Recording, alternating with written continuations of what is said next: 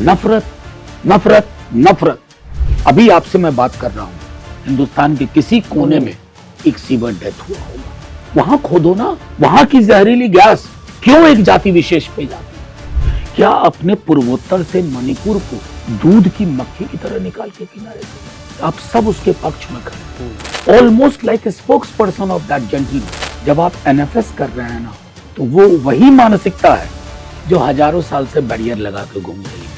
आप भी असहाय महसूस करते हैं इन सारी चीजों को देखते हुए कुछ न कर पाना? कौन असहाय महसूस नहीं करेगा? तो अगर पार्लियामेंट लोगों के सरोकार को रिफ्लेक्ट नहीं करती, तो वो सिर्फ एक ऐसी बॉडी नहीं है कि सरकार की ऑर्केस्ट्रा में शामिल होकर के कहे साहब तेरे सुबह की जाए, साहब तेरे शाम की जाए।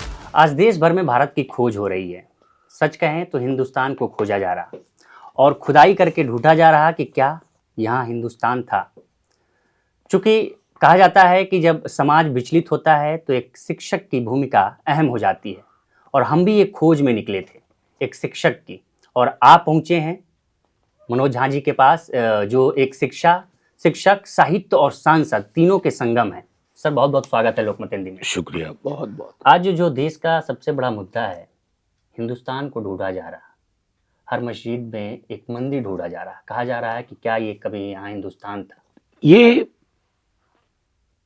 ऐसी चीजें हो रही हैं इस देश में जो इस देश का कभी मिजाज नहीं रहा था। मैं बार बार कहता हूं कि ये देश महासागर के चरित्र वाला रहा। इसको कोई तालाब बनाने की कोशिश करेंगे तो तात्कालिक तौर पे हो सकता है कुछ तालियां बज जाएं, कुछ लोग समर्थन में लेख लिख दें, लेकिन ये तालाब कभी बनेगा नहीं।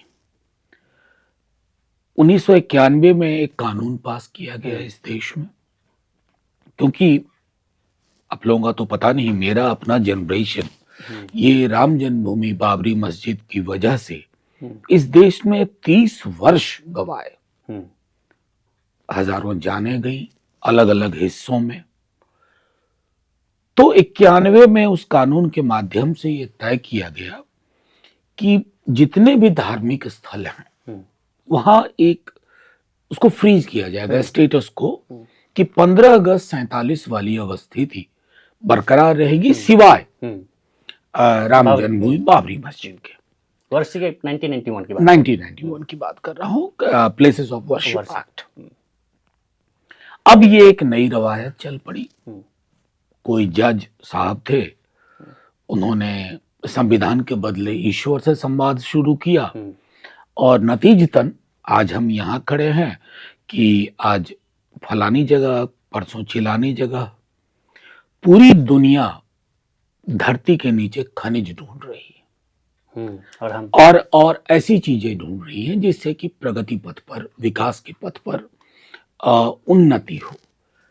अब ये खुदाई भी अजीब चीज है।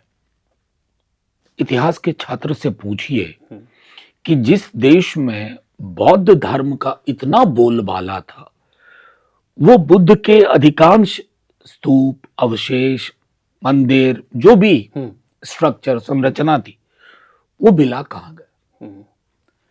तो खुदाई में कई स्तर मिल सकती हैं, लेकिन क्या एक देश की प्राथमिकता में ये चीजें हैं? मेरा सवाल वही है। आज के युवा को अपना भविष्य अंधकारमय दिख रहा है। दुनिया के उन देशों में हम शुमार हैं जहां बेरोजगारी का दर डरावना, आय की असमानता, कोई भी आंकड़ा उठा के देख लीजिए, आय की असमानता सिर्फ एक सांख्यिकी आंकड़ा नहीं है, ये लोगों के जीवन को प्रभावित करता है, आपकी थाली की साइज को प्रभावित करता है, आपके बच्चों की जिंदगी को प्रभावित करता है। ये हमारे लिए मुद्दा नहीं। मुद्दा क्या है? आज यहां खोदो, कल वहां खोदो। तो मेरा मानना है कि एक देश के रूप में हमारे सब के लिए ये सामूहिक चिंता का विषय है।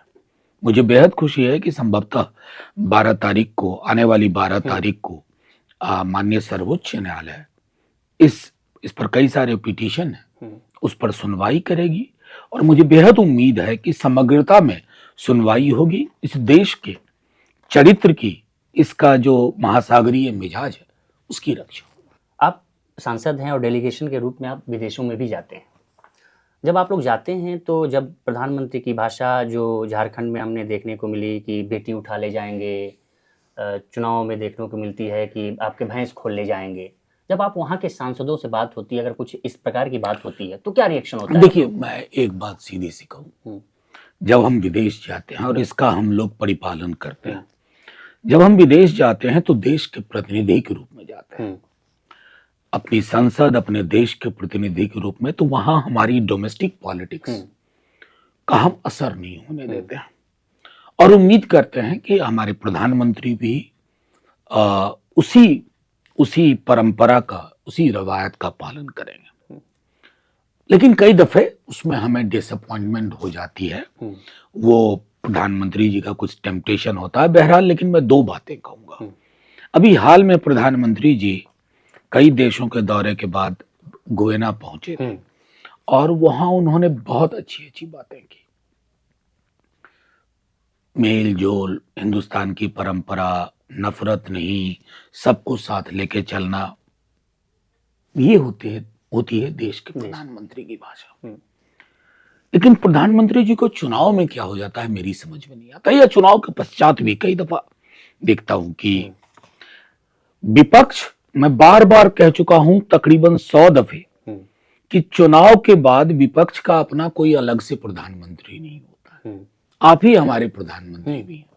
तो जब आप ये भैंस, मंगलसूत्र, मुजरा और अभी हाल में झारखंड में तो बेटी चल ले जाएंगे, तो कष्ट इस बात का होता है ना कि आप इस देश के प्रधानमंत्री हैं और वो एक परंपरा रही है पहले आम चुनाव से लेकर के अब तक। कई प्रधानमंत्रियों से मुझे अपने स्मरण है कि कांग्रेस के कई प्रधानमंत्री के खिलाफ हम लोग सड़कों पे आते हैं। हाँ, बिल्कुल। ये हमारा एक डेमोक्रेटिक राइट है। लेकिन हमें अपने प्रधानमंत्री जी से अपेक्षा नहीं होगी कि भाषाई गरिमा में एक गिरावट आए। ये प्रधानमंत्री जी के हक के लिए भी उचित नहीं है। इसलिए मैं कहता हूं कि फॉरेन सॉइल पे जब हम होते हैं, विदेश की मिट्टी पे, हम अपने देश की डोमेस्टिक पॉलिटिक्स की बात नहीं करते हैं। और प्रधानमंत्री जी हालांकि कई अवसरों पे कह चुका है कि 14 से पहले इस देश में जन्म लेना लोग दुर्भाग्य समझते थे। पता नहीं, 14 से पहले इस देश ने बहुत कुछ हासिल किया और उन हासिलात को शून्य पे पहुंचाना, उनको खारिज करना किसी प्रधानमंत्री के लिए उचित नहीं।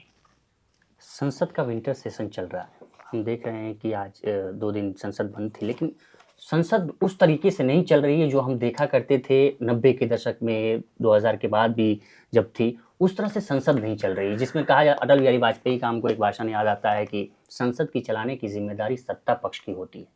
नहीं, देखिए, अटल जी ने ये कहा, आपने उनको कोट किया, लेकिन अगर आप पार्लियामेंट्री डेमोक्रेसी का कैरेक्टर देखें पूरी दुनिया में, रूलिंग पार्टी को 2 कदम आगे बढ़ना पड़ता है और ये स्वाभाविक है। विपक्ष, इसी देश में 2014 से पूर्व लोकसभा में सुषमा स्वराज जी, स्वर्गीय सुषमा स्वराज जी, और राज्यसभा में स्वर्गीय अरुण जेटली जी ने जब महीनों तक अवरोध चला, डिसरप्शन हुआ, तो उन्होंने कहा कि डिसरप्शन तो हमारा पार्लियामेंट्री हथियार है, उपकरण है। कई दफा जब हम कुछ सवाल उठाते हैं तो ये उम्मीद होती है कि संसद एक मृत इमारत नहीं है, एक जिंदा जगह है। वहां अगर हम मान लीजिए कि मेरे प्रधानमंत्री, और मैं कह रहा हूं मेरे प्रधानमंत्री का नाम अगर किसी उद्योगपति के साथ आता है और उन पर ब्राइबरी का आरोप लगता है, तो क्या ये प्रधानमंत्री जी की अपनी छवि के लिए भी उचित नहीं है? इसकी पूरी जांच, जो जेपीसी हम लोग मांग रहे थे, उसकी जांच हो, ये उनकी छवि के लिए भी ठीक है।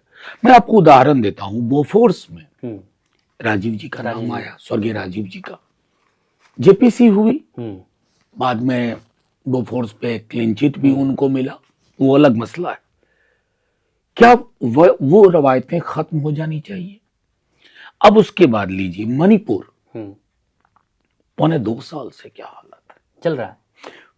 प्रधानमंत्री जी, और फिर मैं कह रहा हूं, प्रधानमंत्री जी अगर मणिपुर स्वयं जाएं तो मलहम लगेगा। What stops you? क्या रोक रहा है प्रधानमंत्री जी? आप कल भी पूर्वोत्तर के राज्यों की संस्कृति और आपकी सरकार ने क्या किया बोल रहे थे। क्या अपने पूर्वोत्तर से मणिपुर को दूध की मक्खी की तरह निकाल के किनारे कर दिया?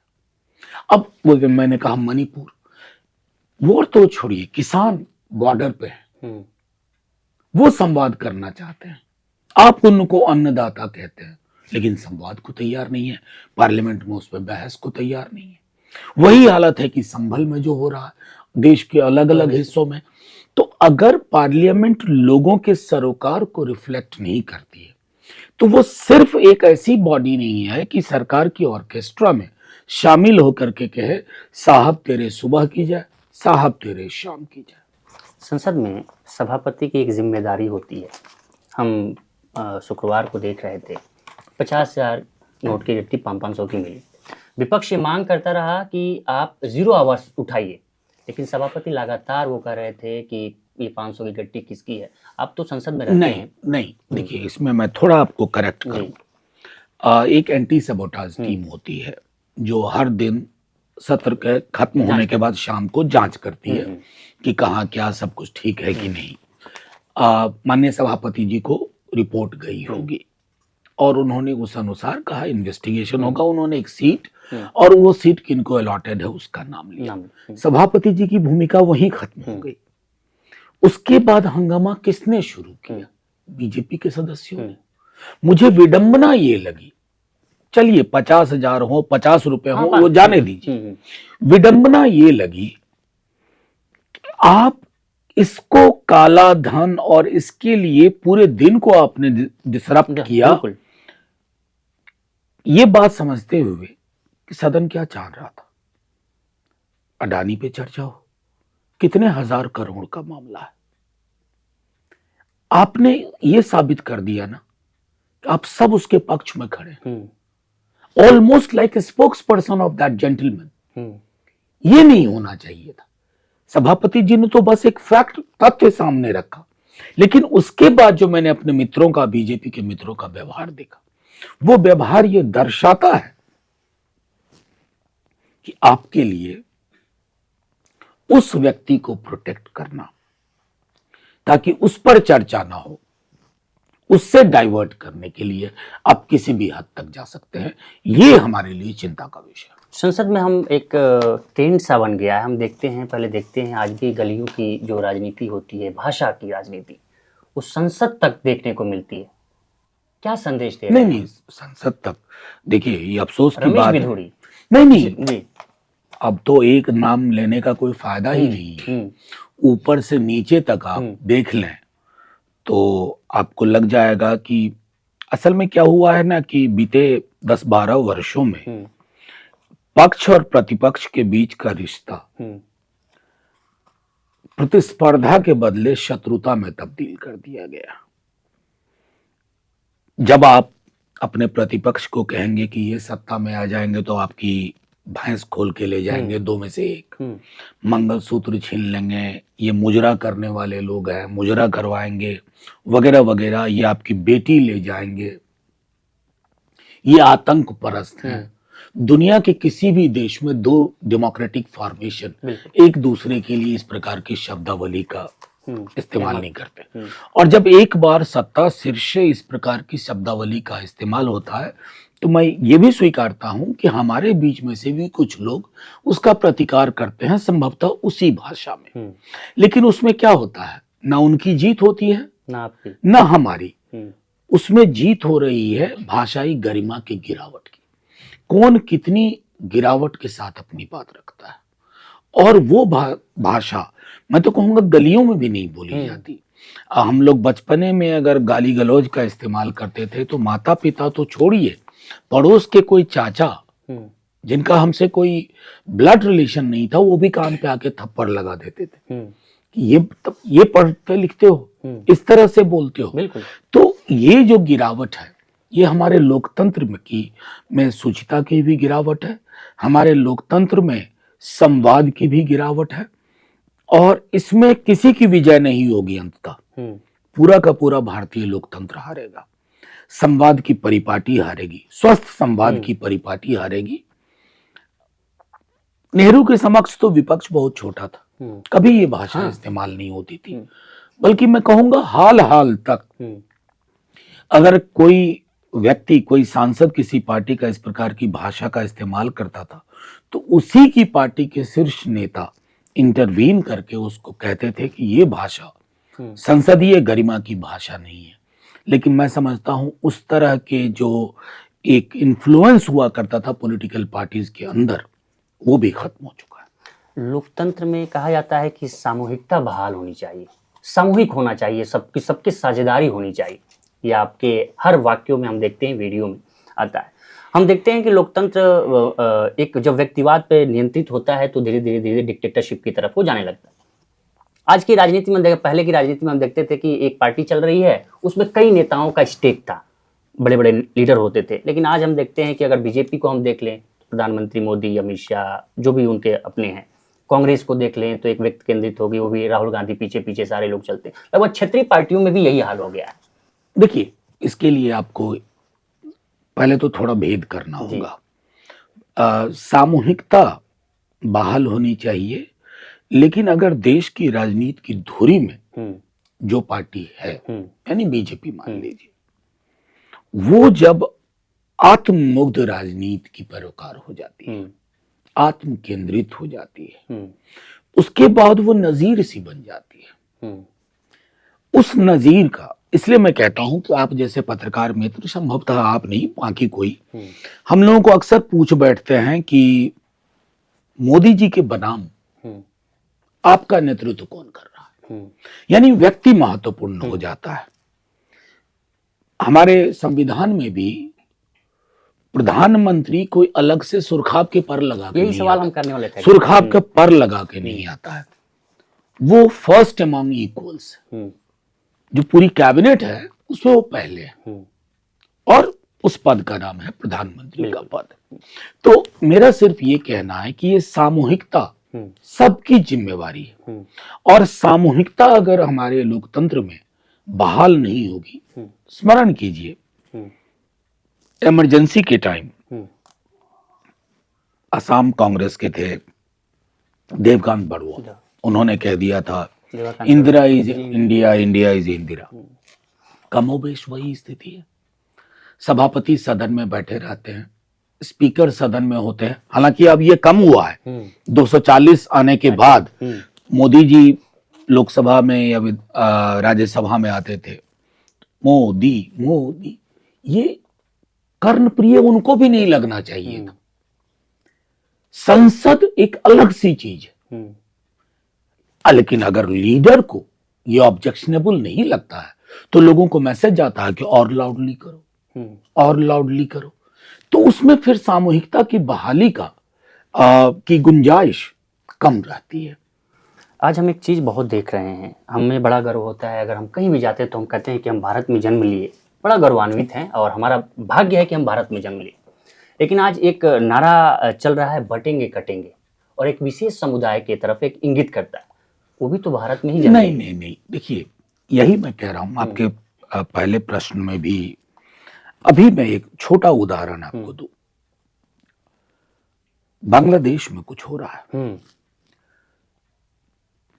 एक बांग्लादेश का अल्पसंख्यक हिंदू समुदाय, इवन बौद्ध भी, क्रिश्चियंस भी प्रताड़ित किए जा रहे हैं।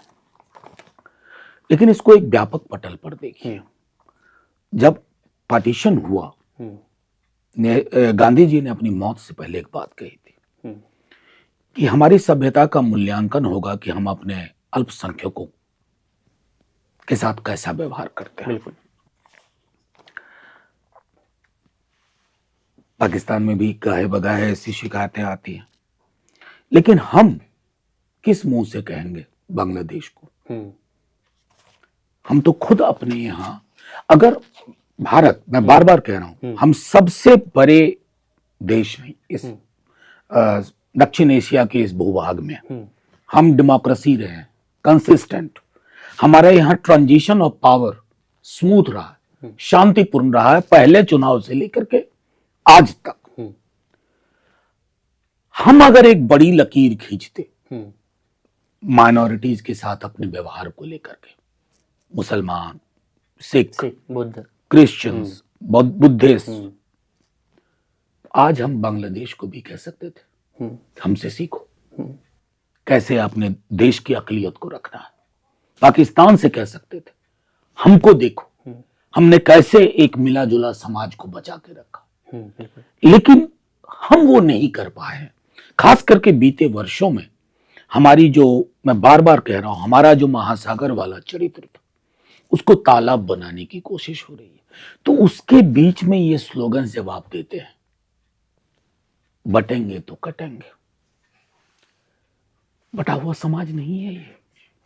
सीवर में उतर के कौन मर रहा है भाई? क्या वो हिंदू नहीं है?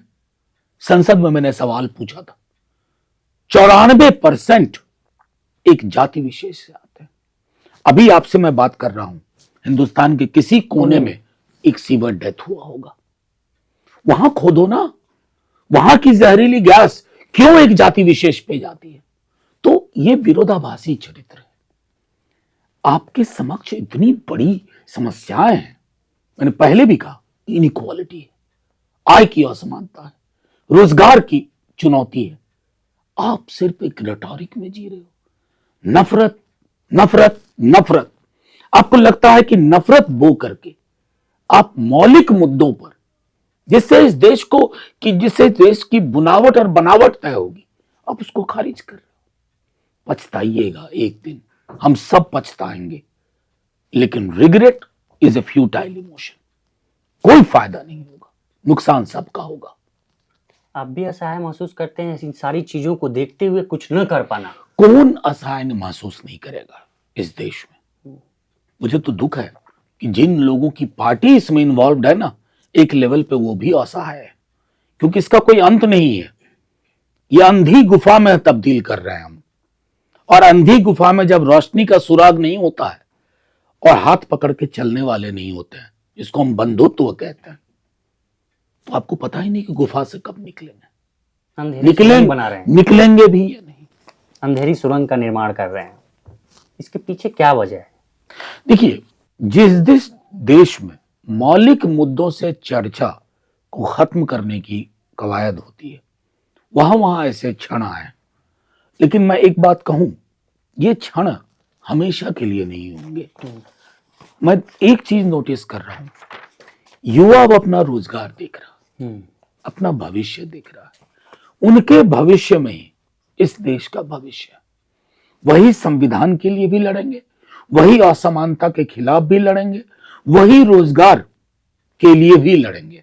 और इन तमाम स्लोगन देने वालों को, चाहे वो कहीं से आ रहे हो, उनसे कहेंगे बस भी करो। कितना टाइम लगेगा उससे उभरने में? मैं अव्वल इसका कोई गणित नहीं है कि मैं आपको बैठ करके इस इंटरव्यू में बता दूं कि कितना वक्त लगेगा। लेकिन इतिहास की कोई भी धारा, इतिहास में कोई भी व्यक्ति परमानेंट नहीं होता। अमृत पी के नहीं आया। जो कल अर्श पे थे, लगता था कभी फर्श पे नहीं आएंगे, आज वो फर्श पे है। तो देखा जाए, वेलफेयर स्टेट हैं हम, और हम अक्सर देखते हैं कि अगर कुछ योजनाएं हो रही हैं तो उसको फ्री वीज का नाम दे दिया जाता है। जब आप फ्री व्री बोलते हो ना, अपने नागरिकों का अपमान करते हो, अपमान करते हो, उनको रिडिक्यूल करते हो। एक स्टेट का, और खास करके हमारी तरह के स्टेट का सिटीजन के साथ एक कॉन्ट्रैक्ट, उसके तहत ये चीजें जो आप मुहैया कराते हैं, ये आपका कमिटमेंट। इसको रेवड़ी मत बोलिए, आप अपमान कर रहे हैं। इसको फ्री मत बोलिए। सदन में बोल चुका हूं कि मैं इनकम टैक्स पेई, मेरे गांव का एक खेतीहर मजदूर भले ना हो, वो माचिस खरीदता है ना भाई, साबुन की टिकिया खरीदता है, वो करदाता है। और वो उतना ही महत्वपूर्ण करदाता है जितना अडानी साहब, अंबानी साहब और तमाम और साहबान। तो ये जो फर्क करने की कोशिश आप करते हैं कि ये उनको मुफ्त की रेवड़ी है, ये आप अपमान कर रहे हैं, और ये अपमान जायज नहीं है। रिजर्वेशन को लेके जो उसके विपक्ष के तर्क हैं, उनका ये कहना है कि हमारे बाप दादा करके गए, हम क्यों भुगते? ये तर्क, इसको तर्क मत कहिए, ये कुतर्क की श्रेणी में आता है। हमारा संविधान क्या कहता है? हमारा संविधान, अक्सर पत्रकार मित्रों के साथ भी दिक्कत है कि रिजर्वेशन को वो फिर सिर्फ जॉब्स के नजरिए से देखते हैं। रिजर्वेशन प्रतिनिधित्व है, रिप्रेजेंटेशन। रिप्रेजेंटेशन जिसमें बैरियर्स अगर हजारों साल के रहे, वो बैरियर चूंकि इंस्टीट्यूशनल बैरियर है, मानस के बैरियर है, तो उसके लिए कोई टाइमलाइन नहीं होती है कि 50 साल में क्यों नहीं हुआ, 60 साल में क्यों नहीं हुआ, क्योंकि संवैधानिक व्यवस्थाएं तो हो गई, लेकिन जो उसका अनुपालन करेंगे, उसको एग्जीक्यूट करेंगे, वहां वो बैरियर्स अभी भी हैं। अभी मैं देख रहा हूं विश्वविद्यालयों में क्या हो रहा है, नौकरियों के विज्ञापन निकले, ओबीसी, SC ST NFS हो गए, नॉन फाउंड सूटेबल। ये तो अपने आप में रिसर्च का विषय है भाई, बिल्कुल, कि ये हो क्यों रहा है। जब आप NFS कर रहे हैं ना, तो वो वही मानसिकता है जो हजारों साल से बैरियर लगा के घूम रही थी कि इनका काम पढ़ाना नहीं है, इनका काम यहां आना नहीं है। इसलिए मेरा मानना है ना कि मैं व्यापक समाज से अपील करूंगा कि आप देखिए, दुनिया के कई देशों में अफर्मेटिव एक्शन है, ऐसा नहीं है कि हम ही हैं। दुनिया के कई देश इस पर, आपका देश तब बेहतर लगेगा जब आपकी संस्थाओं में सार्वभौमिक रिप्रेजेंटेशन होगा सबका। अन्यथा एक ऐसी बगिया जिसमें एक ही रंग के फूल हो, वो बगिया कभी लोगों को अट्रैक्ट नहीं करेगी। बस इतना सा कहना। एक बड़ा माइलस्टोन कहा जाता है, जब तेजस्वी यादव सरकार में थे, बिहार की सरकार में, तो जातिगत जनगणना करवाई थी, सर्वे एक करवाया था, जिसपे भी सवाल उठा कि जो इतना कम हम संख्या में क्यों है। जातिगत सर्वेक्षण वो एक अद्भुत संयोग था। नीतीश जी की पार्टी को बीजेपी उस वक्त, मैं 2022 की बात कर रहा हूं, लीलने की कोशिश कर रही थी, तो नीतीश जी के लोगों ने संपर्क किया। तेजस्वी जी ने कहा कि देखिए, मेरी सरकार ऐसे बनाने की कोई इच्छा नहीं, लेकिन मेरे कुछ कमिटमेंट, एक है रोजगार को लेकर के, एक है कास्ट बेस्ड सर्वे को लेकर के। चूंकि जनगणना नहीं हो सकती थी तो सर्वेक्षण हुआ, उसके आधार पर क्वांटम ऑफ रिजर्वेशन भी बढ़ा, और तब तक सरकार चली गई। नीतीश जी को फिर एक बार अंतरात्मा दूसरी तरफ जाग गई, तो सरकार चली गई। मीनवाइल, जो मैंने कहा ना कि एक जो अवरोधक पैदा करने वाले लोग हैं, वो अलग अलग संस्थाओं में, तो पटना हाईकोर्ट ने उस पर स्टे लगा दिया। मैं आपसे शेयर कर रहा हूं, पहला रिएक्शन तेजस्वी जी का था, हम लोगों से कहा सबसे कि RJD must move supreme court, और मैं समझता हूं सरकार से कुछ पहले ही हम सुप्रीम कोर्ट पहुंच गए, बिहार सरकार से, और आज वो केस पेंडिंग है। तो मैं उस पर ज्यादा टिप्पणी नहीं करना चाहता। हमें यकीन है कि केंद्र की सरकार भी हमारी बात को समझेगी और इसको 9वीं अनुसूची में डालेगी।